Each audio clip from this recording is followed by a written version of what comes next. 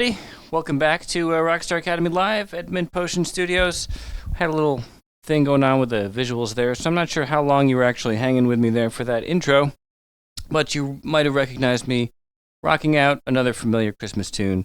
And if you were with us last week, we did kind of a special holiday episode where the focus was taking well-known Christmas songs and carols and transposing them into their minor modes and their minor incarnations. So using a little bit of the theory that we've looked at in past episodes to, bring kind of an interesting new character to some of these old familiar tunes. So I thought what I would do today is kind of a part two sort of Christmas holiday episode, is we would look at how to take a blues approach and paste some of these songs into a kind of blues treatment. And that's what you heard me doing, was playing a sort of blues rock version of Jingle Bells there in the beginning. So we're going to show you how to achieve that with Jingle Bells, at least with the chorus. We may not go into the verse as we did with some of the tunes last time. And then we're going to look at Silent Night, which is one of the ones we did last week, transposing it into minor. Now we're going to look at how to keep it basically major, but put kind of a boogie-woogie feel to it. And as always, we've got the chat here in front of me, so if you are tuning in and you're in the chat and you have any suggestions or comments, something you want to see or something you don't understand, or anything else you have to say, feel free. We're here. So why don't we, let me give you a little taste of what I was doing at the beginning again, and then I'm just going to break it down, and we'll do kind of what's going on in the left hand, the right hand. Normally we do a little bit of guitar work as well on the show. Today we're going to keep the guitar out of it, just to kind of stay focused on the piano for this holiday mode. And then in the future we'll be bringing back some guitar stuff and guitar technique and all that. So let's come over to the keyboard here. And again, I'll just give you a taste of that.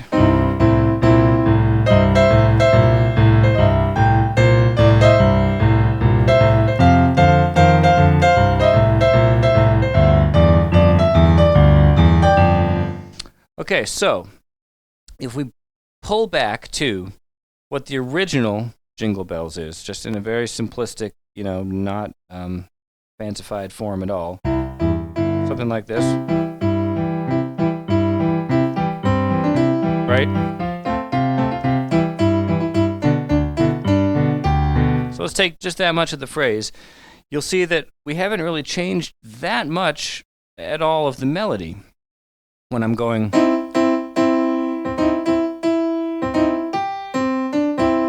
I'm really just doing two things. I'm adding a C underneath to kind of add a supporting harmony.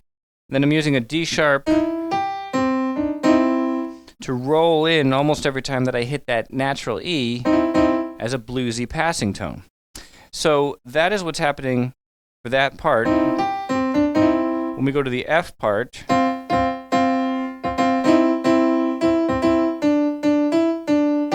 so the melody, in effect, is not changing that much. We're really just we're spicing it up a little bit with some blues notes and some extra little harmonic support notes underneath. So really, where the bluesiness is coming from in this one is from the left hand. So what we're doing is replacing this kind of a left hand, or anything along those lines, with this.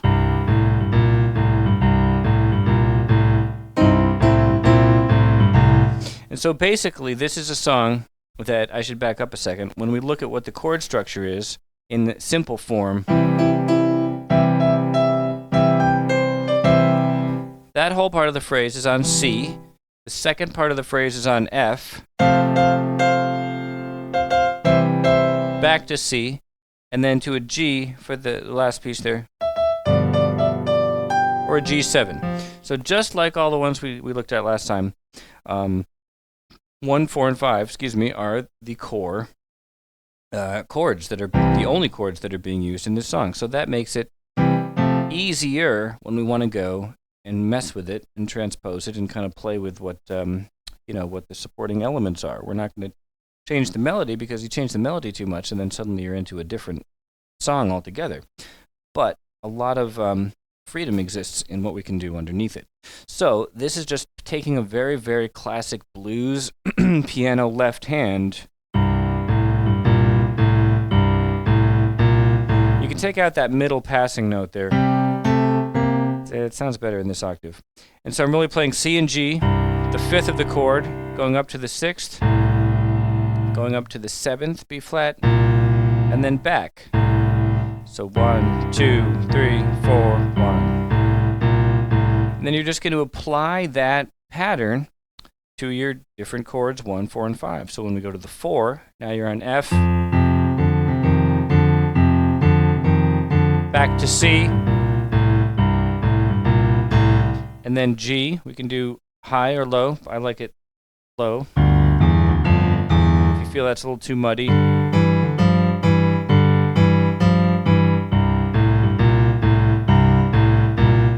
then you can put it up here. And then that creates the whole cycle for this chorus.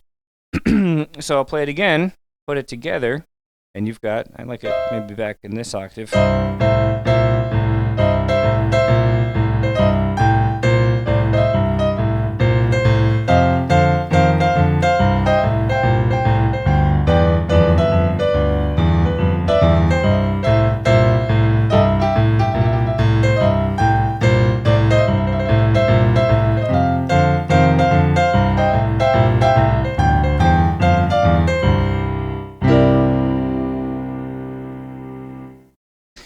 So that is what it looks like. And we're going to take that same concept and apply it a little more thoroughly to Silent Night. So let's look at Silent Night. Everybody, I think has heard some version of it at some point.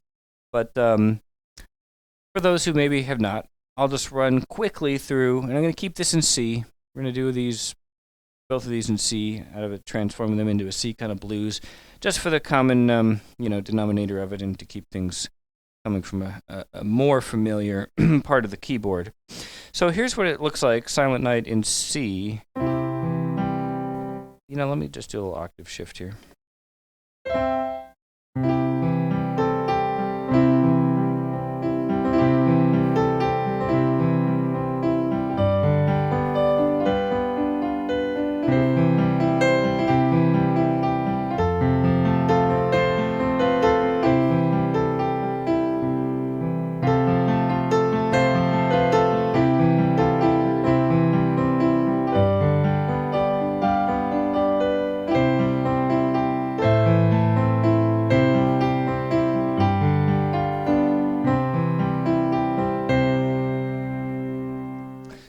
So there it is in its basic, familiar, major, non-altered form. You're still using the 1 chord, C, the 4 chord F, the 5 chord G, or G7, which is the addition of this note to the G. But in this song, we also have a little bit of the 6th chord being used, which is A minor, just for a moment, for a little bit of color. So now, we're going to take this thing and transmute it into a blues form. So I'm going to go with actually the right hand first. And we have an immediate issue here when we think about the time signature. Because if we play it again and really listen, time signature of this song is not in 4.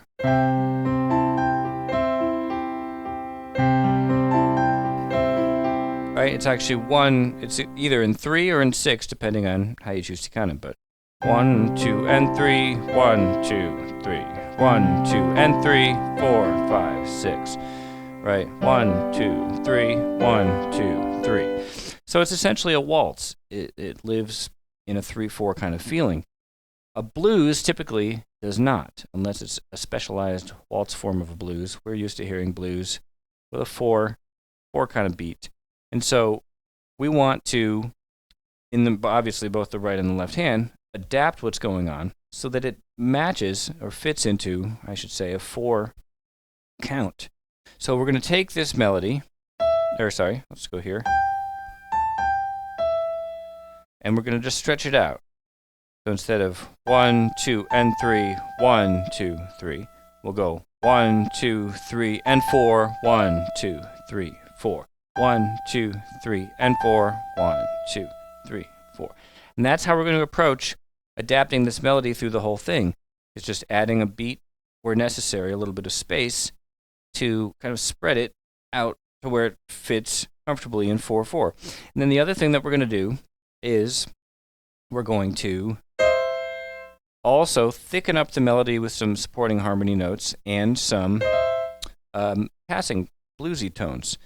So, before I start to break this one down, let me give a little taste of what it's going to sound like when we put it all together, because that'll be more motivation to actually pay attention to this stuff. So here's what it looks like when we put this in the left hand. Oh, I want to shift my...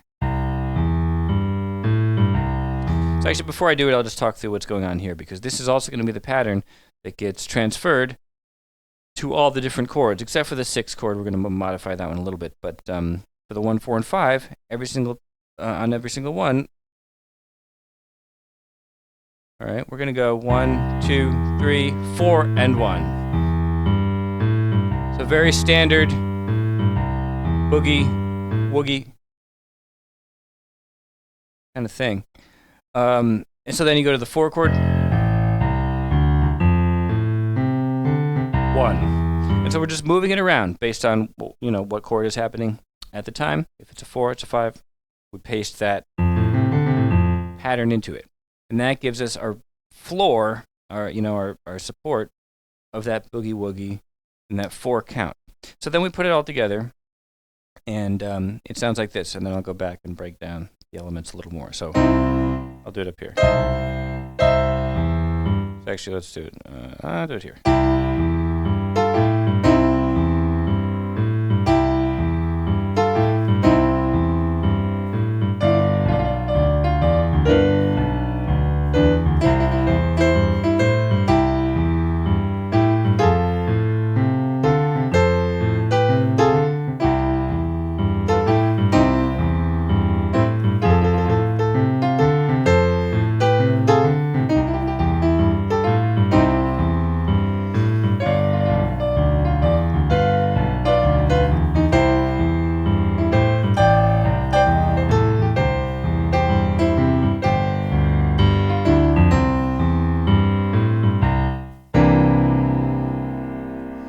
Okay, so my left hand got away from me a little bit there at the end, but that is just, giving you a sense of what we're trying to end up with at the end of this process. So now let's back it up again to the right hand. We already kind of looked at, actually we didn't really look at it, so here. 1, 2, 3, and 4. 1, 2, 3. Oh, that's new. Now, see, this is going to happen when you tune into this show. Sometimes things are going to happen that have nothing to do, seemingly, with what's going on.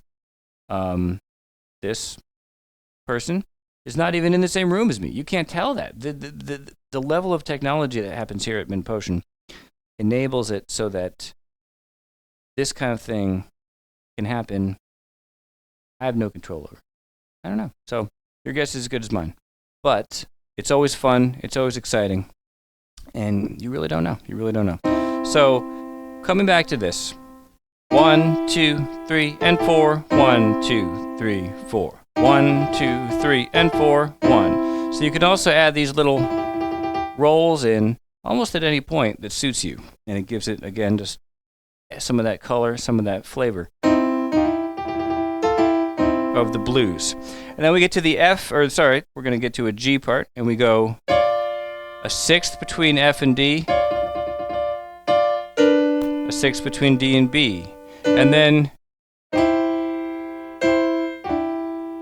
so you can see what I'm doing here, adding a little bit of that D sharp, and then F, we're going to go, again, I'm kind of going through this kind of quickly, so let me know if I need to slow down, but throwing a little passing tone there, and then back to, and then you repeat that phrase exactly. And then our turnaround line, our final phrase, is here, back to that 6th F and D, and then you're going to come up here, So there's nothing especially bluesy about this part other than the whole kind of wiggle. But we're just thickening up the line with a little bit of harmony. And then we have C, and we do an A minor chord here. A, C, E. And then our last part of the line. And then... So not really much fancy about that last piece either. Maybe a little passing tone here. But essentially we're preserving that part of the melody. I mean, we're really preserving all of the melody, actually, when you get down to it. It's just, again, we're embellishing it with these little things. So now, if we look at the left hand, I've kind of already shown you what that is, but in actual time,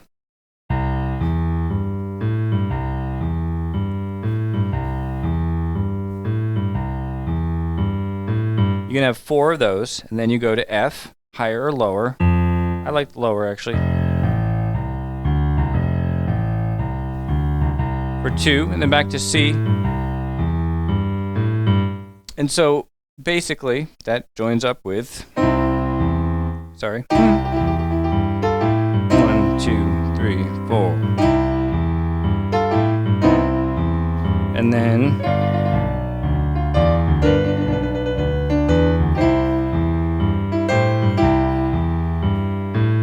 Now we're on the F, so we're going to go higher or lower. I'm going to do higher this time so you can hear the difference. I'll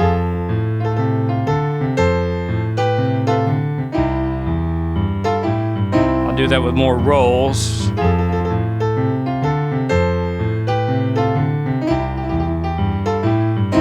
And then the home stretch.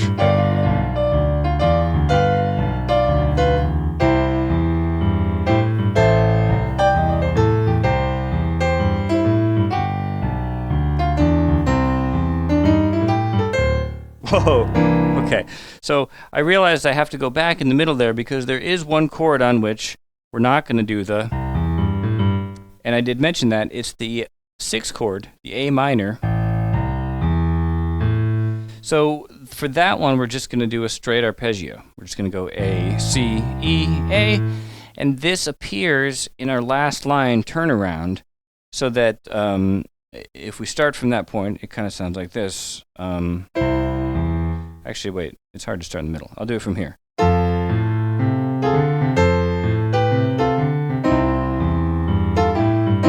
So from here, C, A, and then I'm just doing a little bit of a lick to fill in the space there. That's an example of where you can insert stuff around the melody. We still haven't actually changed the melody, right? It's still, you know.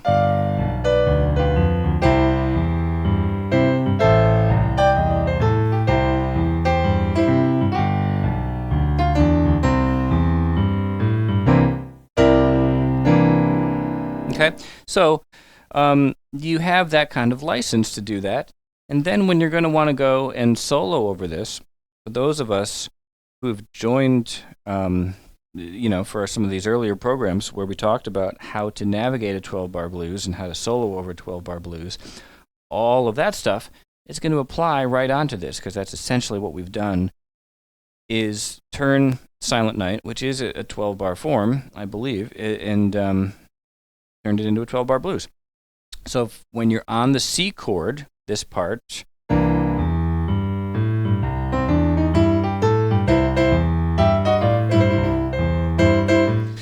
you have the ability to use a C major pentatonic, which looks like this. C, D, D sharp, E, G, A, C.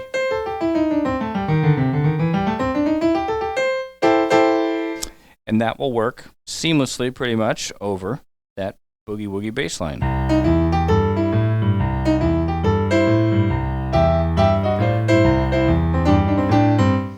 And then when you go to the 4 chord, just like we've talked about in previous episodes, you can invoke the minor of the C blues, the C minor blues, which looks like this. Now we have C, E flat, F, F sharp, G, B flat, C. And so that, even though it's a C scale, will jive with the sound of that F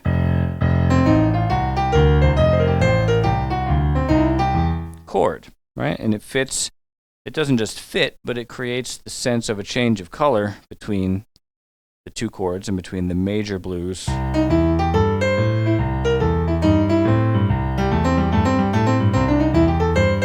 and this one.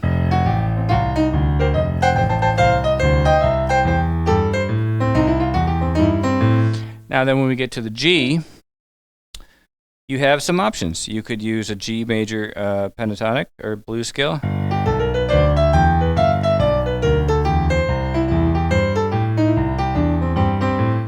So the thing about this is it doesn't follow strictly a... Oh no. All right. Like I said a few minutes ago, stuff's going to happen. You just got to roll with it. I don't even know what is this? It's like a bowl. It's not Valentine's Day. It's a bowl of hearts behind me. I don't get it. I didn't ask for this. Didn't ask for any of this. Oh boy. This again? I don't even know how they got their hands on that. All right. So what I want to try to do...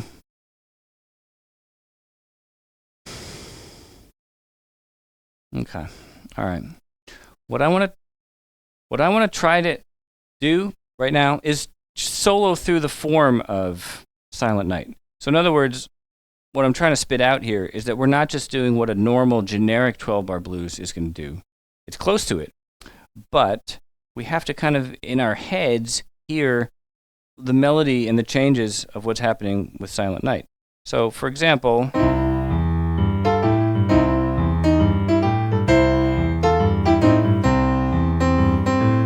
And then, so most blueses at this point would go to a 4. We're going to go to a 5. That's kind of what I'm getting at. We have to follow the chord structure of the song. So we have that first 4 bars as the 1 chord, which it would normally be, but then it takes a little bit of a diversion. So I'll do that again. Yeah, what is exactly? Now the 5...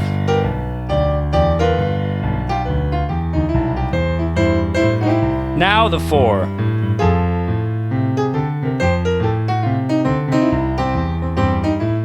Four again.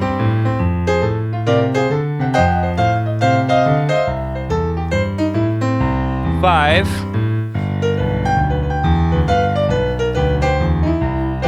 6.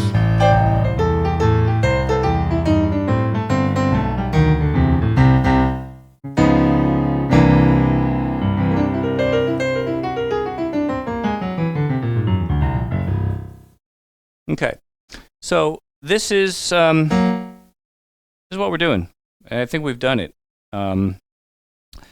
So essentially, let's just back up. Let's just break it down. So what we did was we took a very basic tune that had 1, 4, 5, essentially chord structure, pretty simplistic melody, and we pasted underneath it a boogie woogie bass line. And just sort of fancied up the right-hand melody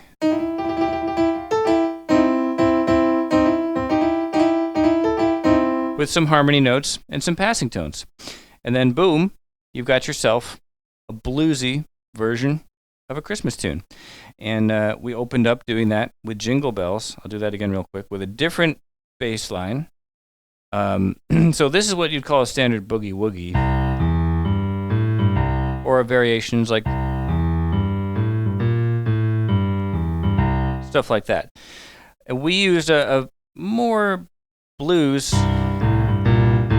kind of variation for Jingle Bells. So I'll do just a little of that one again.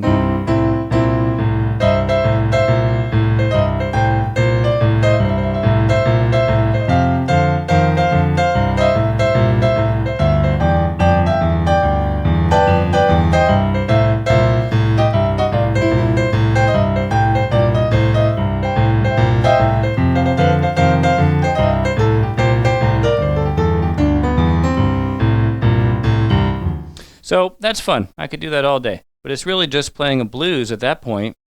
Once you start to depart from the melody, you're kind of just you're soloing over blues, and so all of that same whoa stuff is going to apply. Okay, so that is really what I came in with. Those were my two prepared kind of songs. Let's see how we're doing on time. We're going to cut it a little early today, a little earlier than usual. We still have quite a bit of time, though. I don't know if Ben still wants to do. There was talk around here about Ben wanted to maybe come in and was going to do something like last week. We did a little work with Rocksmith, experimenting with kind of taking a part of the show and playing with that. So I'm just going to kind of keep moving and, killing time here. But Ben, if you're out there and you want to do that, feel free. This would be an excellent time to transition into something else if you want to. But I'm easy. I'm cool. Either way is fine with me. So we could also we could do a lot of different stuff. Still staying in kind of a holiday mode. Not much happening in chat in terms of requests, but just a reminder, you can hit me up if you want to hear something specific. Yes. I can't promise I'm going to know the song that you're asking for or be able to do it. But it's still an open forum, why not? Doesn't hurt to ask. I wonder. So we could revisit a little bit of what happened last week with taking some of these into minor. And I hear there's a rustling at the door. Hey, man. Oh, it's Ben. Hi. I'm here. My microphone is like new or tied up or something. That's all good. So, what's Welcome. Hi. I've never been Come on in on camera. Sam's space before. Oh, see, this is that's how they do it. You just revealed the. No, this is a purple shirt. No, I didn't know. See, from my perspective, I can't tell there's a split screen here. Oh. Yeah. Those aren't my legs, are they? No, not mine either. I have to talk to these guys. Things are weird around here. But so what's up? We're gonna do. I had like a weird video game music related question for you that had nothing to do with Christmas, and I didn't want to interrupt that because of your hat. Yeah, don't mind the hat. The hat. I wear this hat like all year round. That's good. That's very festive. It's just bucking the trend, Trying to get the most bang for my buck out of the hat, really. I mean, it's a good hat. Hey, keeps me warm. So anyway, this is slightly awkward. What? So it's this weird, it's kind of like a chromatic chord movement type of thing. Yeah. If I can show you, you can show me anything. Yeah. So it's from this game on the Super Nintendo.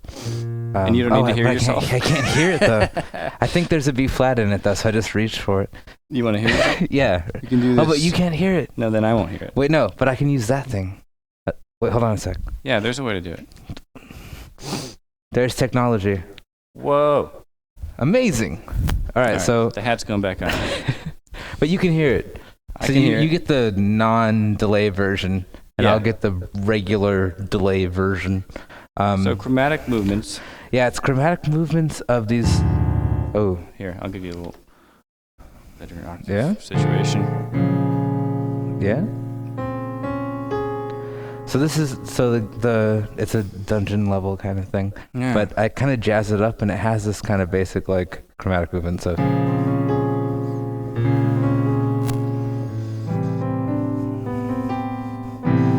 Right.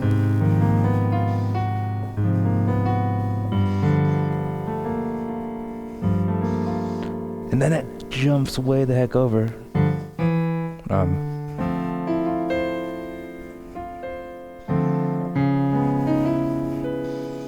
Right? Nice. Yeah.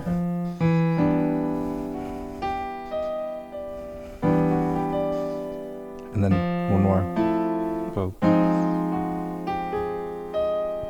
Yeah. And so then that will jump all the way back down to the 5, right? Or a fifth below. Well, 4? Depends how you look at it, but yeah. So it repeats. Okay. But that's a really interesting song to me. I just figured it out on the stream a couple weeks ago. Yeah. And it has a couple of weird elements in terms of atmosphere, but I'm more interested in movement and how that chromatic kind of sounding thing wraps. Well, yeah, let's look at it again. Mm-hmm. I mean, maybe I should try it and see if I got it right. So they're all minor chords? Is that right? Right? Yeah, so B flat minor with a 9. Right. Or minor 7, really. And then we're moving down. To an A. We're moving down like half every time. Right. But now, is that... That's not a minor chord. I just play it wrong. Oh, so it should be all parallel? I think so. That makes more sense. That would sound like I play C div. And then that would be straight parallel. Yeah. And then up to F. Up to D. Oh no, I'm sorry. Well, I just ruined it. Let's do it again. You got to hear it in sequence, right? It's all about the flow from chord to chord. So. Right. And then. And then. And then G. Right. And D. You said? Right. Right. And then we're gonna go down. Half step. And then we're gonna go up. What's the next one? Is it E? Yeah. Oh, that is cool. Oh. And then up half step. Another one. Oh no, half step? I think so. Interesting. And then back to B flat. Cool. Let me do it again. I like it. So it's a song from what channel was that supposed to be on? It's a song from Link to the Past. Okay. 6. I'll be right there. E. Right. And then F. Now, one other question that is always important when you're talking about these kinds of things, which is the rate of the harmonic rhythm. Oh. I mean, even in a general sense, but like, is it a bar on each of these? Is it an even interval? Yes. Or are they moving into different kind of... They're all even. Thrust? Yeah. Yeah. Yeah. But slower moving? Oh, like, there's Not that. a bit of a pattern. Like...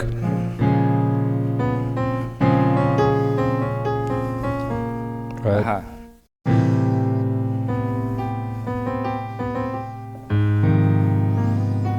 So that's there's like arpeggiation up here, like this weird interval.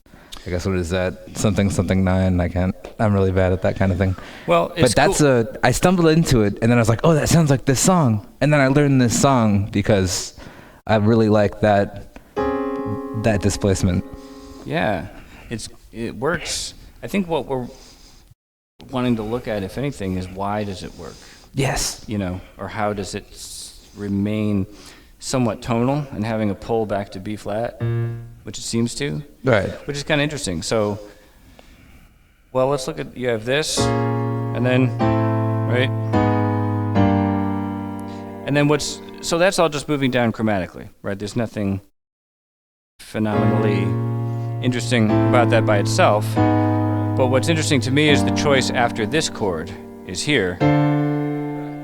And because there's a fifth relationship, or a fourth relationship, depending on how you look at it, then remember these are strong relationships in music theory, right? The dominant relationship is always 5-1.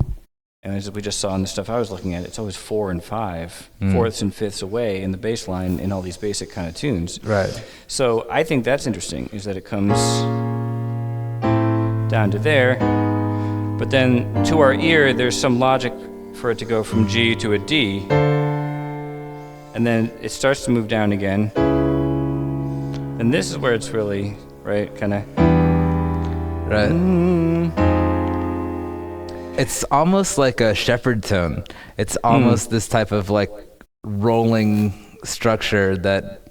my hands are in the way, you can't see it, but it's rolling... Yeah, you're just hands at this point. And Robbie. I'm hands and I wish I could reach him, but that's kind of weird. Oh. Yeah. Can't connect. Okay. Yeah. So, okay, well, what do I have to say about this? Well, obviously, it's just, again, chromatic. So the really interesting move is that minor third. Anytime you have minors, we talked about this in some previous Rockstar Academy lessons too, I'm proud to say, is that we actually touched upon minor going to minor, and the effect that has just by itself, just moving up in minor thirds. So what I see is you've got straight chromatic motion, then up a fifth, which again just makes sense to our ear, and then down a half step, then that minor third leap, which really catches your ear, and then up a half step, and now we're on a chord that's again a fifth. Right. You pointed that out. It's the 5 of the 1. So it's a good example of how you can make almost any chromatic outside chords work, as long as they resolve or the progression still includes chords that lead you where you want to go. Make sense? Okay. So in other words, like let's say we did something different. Let's say we went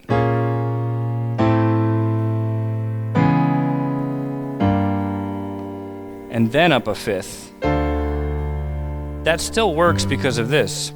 But then my point is, what if he or she had gone maybe something different, maybe up, and then maybe a third, and then maybe down. The point is that this chord is the important one. So you can do almost whatever you want chromatically, sliding in and out of it, but as long as he ends up here. So you need a 1. You need something you need a frame, right? You need an outline. Okay. At least that's for my money. How I'm looking at this. That makes a lot of sense, because I mean, like a lot of that motion from another starting point would not be as interesting, right? True. If you were to do that move starting from, I don't know, the next chord down, you know, you're just kind of running into like, oh, this is weird, bad jazz turnaround territory. Like, there's. Well, sure. So check this out. Yeah. I'm gonna bring it back into Christmas. Do it. Because I can't help it. The hat is controlling my mind. So, but this is totally perfect. No, it is, because this song. I was just playing this today. Yeah. Has a very similar chromatic movement. Yes, it does. So now look at what happens here.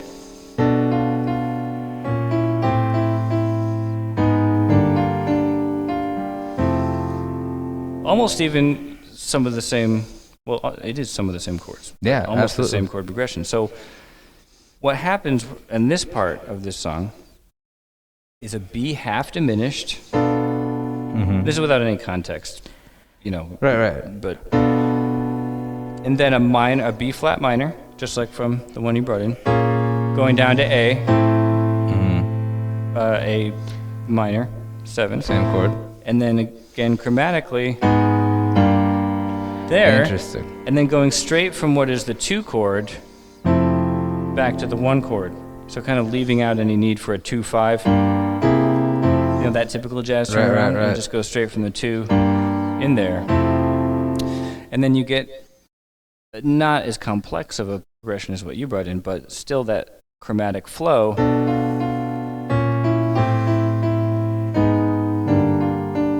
And they're all minor 7 chords, except for this one, which is a minor 7 flat 5. Okay. And that makes a big difference, because if that had been minor, like the other ones, then it would sound like, well, first of all, the melody would change, because it's that. Right, so that's part of it, is staying in that.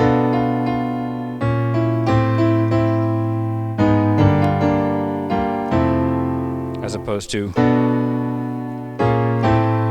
which is very similar, but would clash with melody. And so then what's going on here, we might as well show folks, because it's only 2 chords. Oh, we're doing great. You've got a major 7, whoops, and your melody is just an A minor chord outlined. E, C, C, A, but then this is what's cool. It changed to E, dominant 7 with a 9 and a sharp 11. So that innocuous little A that was just a third over here becomes this kind of biting dissonance a little bit. No, interesting. And what I find really crazy about this song and the other example is you have a descending sound, like you have descending chromatic chords. Right. But it seems like it's getting warmer and actually higher in pitch. Like it seems like it's actually increasing because of that tension of like that 11th, or like there's something about that makes it sound like it's going in the opposite direction of your hand, which I think is kind of magical. It's really good. It's very cool. And yeah, voicing has a lot to do with that. But in this case of this song, there's nothing fancy with the voicing. This is a very normal voicing, and so is this. But the combination of those two chords is just such a unique sound. To put a dominant a whole step lower is just really cool. And then after following this to come here, even there it's kind of brilliant, because notice what he's doing. He's maintaining the top two notes of this chord, and now it becomes the top two notes of a totally different chord, which is this half diminished 7. So he's going, I'll do it all the way back. And then, so it's really great because this A gets to live here, it gets to live here, and it gets to live here. That's pretty cool. And that's part of the magic, I think, of writing cool harmonies is how you can reinvent the personality of a single note or a little phrase with what's under it. Because, again, this is talked about in previous shows, a single note can live in many different chords, as many different things. And this is a perfect example. It could be the third of F, it could be the sharp 4 of E flat, or it can be the flat 7 of B. And then, I'm not used to doing it from that voicing, but, and then just going down chromatically.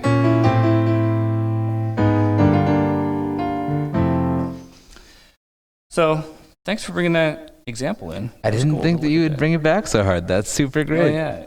Thanks for explaining both things, though. I love both of those songs, and you rock it. Well, dude, thanks. Thanks for joining us, I think. Are we okay on time? I could do another 5. Yeah? We're going to stop a little early. But, we're doing pretty good on time if you want. Okay, 5. Dogboy's coming in, right? But he's not here yet. Or That's is he true. Not coming in today? We don't know. Both are true. Either he's not coming in, and maybe I don't know if he's here. Okay.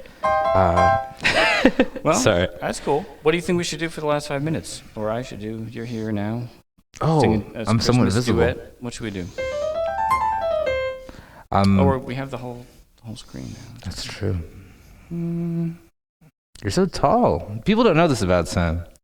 Yeah. He's I'm like 6'5". generally 2 heads taller than everyone else. It's crazy. Who works here. It's a lie. It's a total lie. It's a lie now.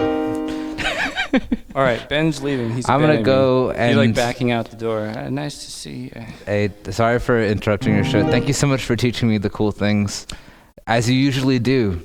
Well, I try. That's what we're here for. Try to spread a little knowledge. Excellent. Good to see you. Yeah, you too. I didn't even think maybe you were I'll just coming. play us out. Do that. Should I just jam and we'll... Dude, I will fade you into the zone. We will work. We'll do this together. Let's do it. All right. Thank you guys for being here. See you next time.